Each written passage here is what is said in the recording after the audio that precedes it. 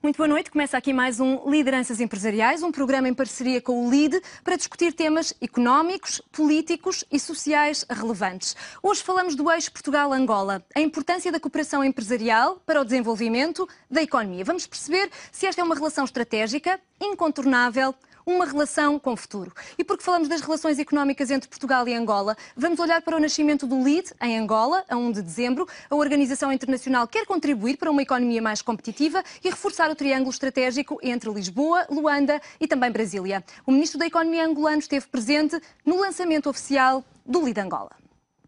Depois do Brasil, da Argentina, do Chile e de Portugal, o LIDE chega à África. Angola foi o país escolhido para receber esta associação de empresários que nasceu com o objetivo de fortalecer o pensamento, o relacionamento e princípios éticos de governação corporativa.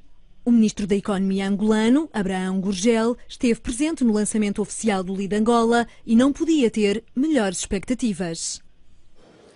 Acolhemos a chegada desta iniciativa com muita satisfação e muita expectativa. E tudo faremos para promover parcerias bem-sucedidas entre as nossas empresas e as que compõem a rede de afiliados desta organização. E estou convencido que da vossa atividade no nosso país muito resultará em contribuições para o já crescente estreitamento das relações entre empresas e entre empreendedores angolanos, brasileiros e portugueses. O LIDE quer levar para Angola a missão internacional, juntar empresários nacionais e internacionais para tornar a economia angolana mais competitiva e, ao mesmo tempo, mais justa, mais responsável e mais solidária. Os objetivos encaixam perfeitamente nos desígnios do Executivo angolano. Além de valorizarmos muito os mesmos princípios básicos que norteiam as ações promocionais do LIDE, nomeadamente os princípios da boa governação, ética empresarial, democracia, eficiência na gestão privada e pública, promoção do conhecimento empresarial e respeito pelo meio ambiente. O ministro da Economia aproveitou ainda a ocasião para falar sobre as expectativas da economia para 2012. Lembrou que depois de um conflito armado que durou mais de 30 anos, Angola se reconstruiu para ser entre 2002 e 2008 uma das economias que mais cresceu em todo o mundo. Ressentiu-se com a crise financeira mundial por conta dos preços e da procura do petróleo, o principal ativo, mas conseguiu evitar a recessão e em 2012 deverá continuar a crescer 2 dígitos. Projeta-se o crescimento do produto acima dos 12%, com revigorada contribuição do setor petrolífero, graças aos aumentos de produção já assegurados, e dos demais setores, com destaque para a agricultura, a agroindústria, a indústria transformadora, a construção, o comércio e demais atividades e serviços. Não descuidamos também da grande contribuição das empresas estrangeiras que aqui chegam para somar esforços, nomeadamente em setores que necessitam de maiores recursos para investimentos, novas tecnologias, redes de acesso aos mercados internacionais e técnicas de gestão também inovadoras. O ministro da Economia angolano deixa assim a porta aberta ao investimento estrangeiro num país que quer outras fontes de crescimento e sustento além do ouro negro. São hoje convidados em estúdio Nasser Sattar, presidente do Comitê de Gestão do LIDE Portugal, António Castro Henriques, presidente da Soares da Costa, e Fernando Barros, é consultor. Muito boa noite, meus senhores. Muito obrigada por estarem neste Lideranças Empresariais. Gostava precisamente de começar por si, Nasser, para lhe perguntar que importância é que pode ter o nascimento do LIDE em Angola. Muito boa noite a todos. Como vimos aqui na apresentação feita pelo Ministro da Economia, O LIDE é uma organização privada que pretende, obviamente, criar uma plataforma de intercâmbio entre os empresários, e a criação do LIDE Angola vem atingir o objetivo de poder fomentar a relação entre Portugal, Brasil e Angola entre os empresários. E é muito importante e positivo que verificamos que o governo de Angola congratuloutou-se com esta iniciativa privada, porque nessas organizações é muito importante que os governos fazem o seu papel, que é de criar as relações bilaterais e multilaterais de forma que possam fomentar que os empresários conseguem atingir os objetivos, porque é da iniciativa privada que nasce o desenvolvimento económico e social. E, portanto, conjugando esses fatores, e como foi dito, Angola, que nos últimos 10 anos tem vivido em paz e é uma jovem nação neste sentido, precisa muito de apoio internacional em termos de criação, não só de indústria transformadora, mas do desenvolvimento das áreas agropecuárias a nível nacional, para que possa depender menos nas importações. E nesta perspectiva o LIDE terá um bom papel a desempenhar, porque vai conseguir trazer os empresários portugueses e brasileiros para Angola e ajudar essas entidades, porque também temos de ter uma nota que é importante.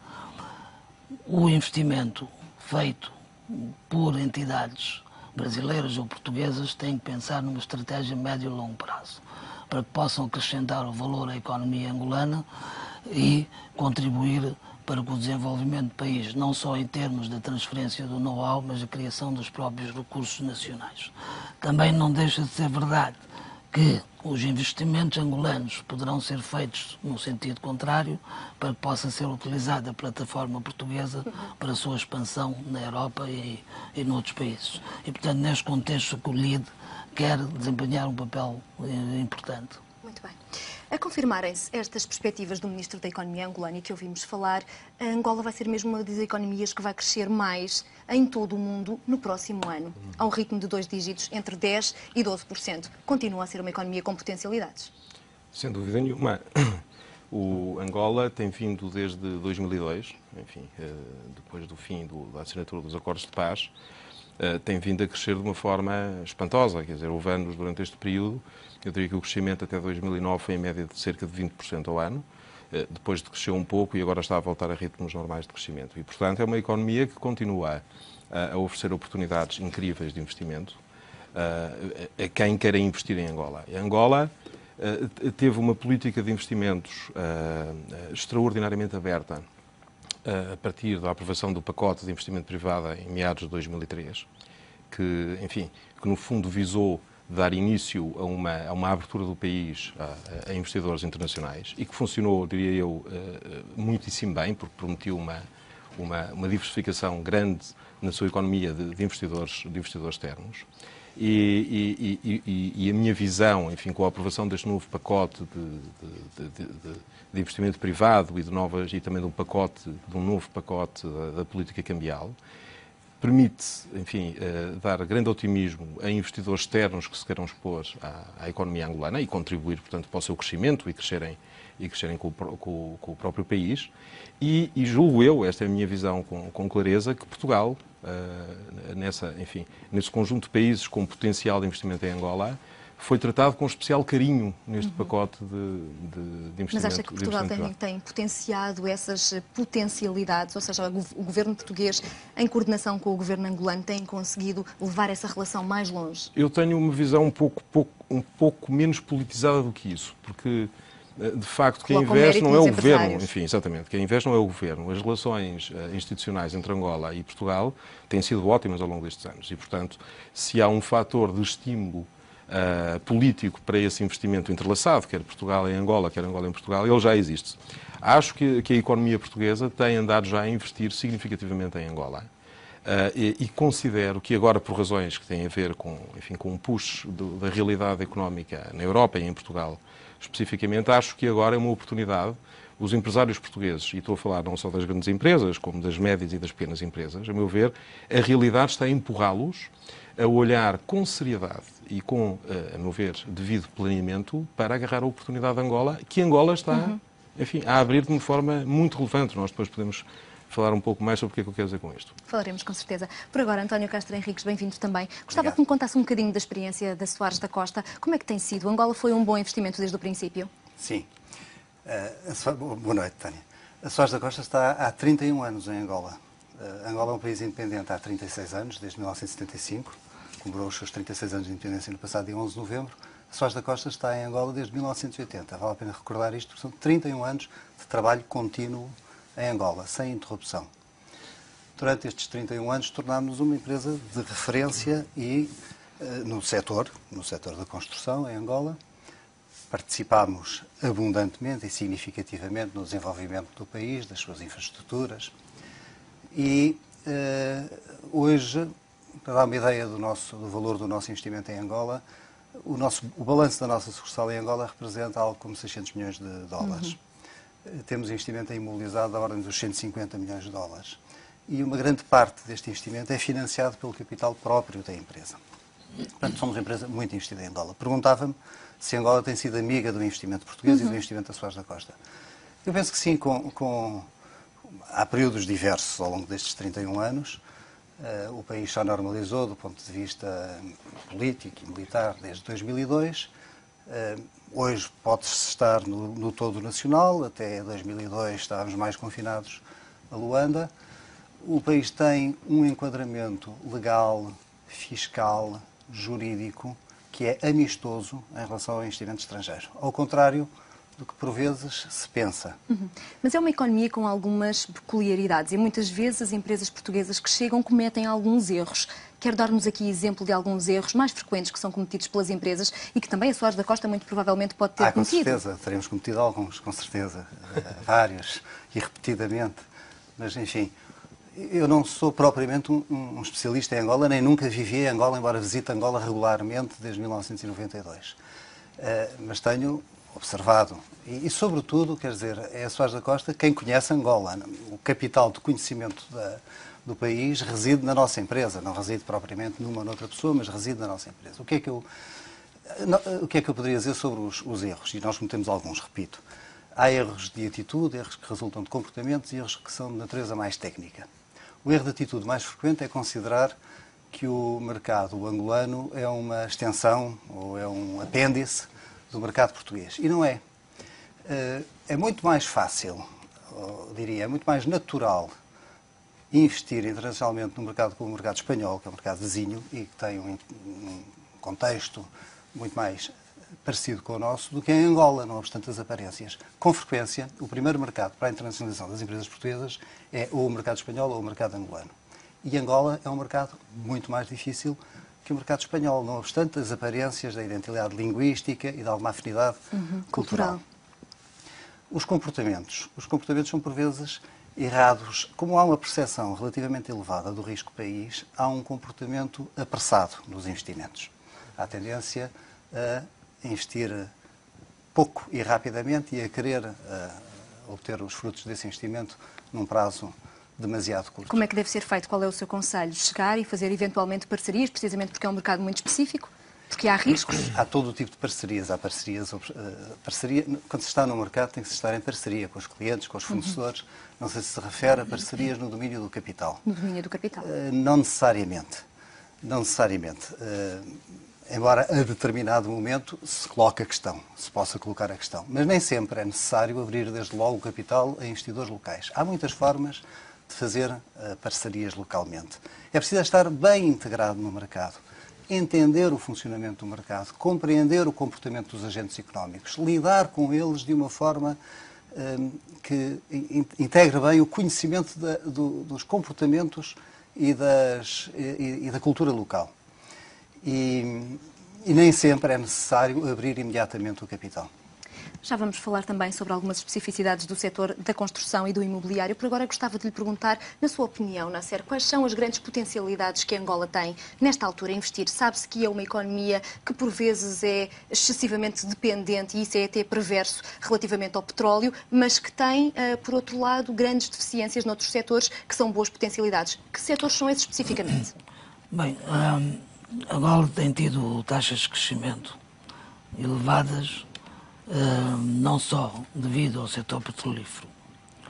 Angola precisa, neste momento,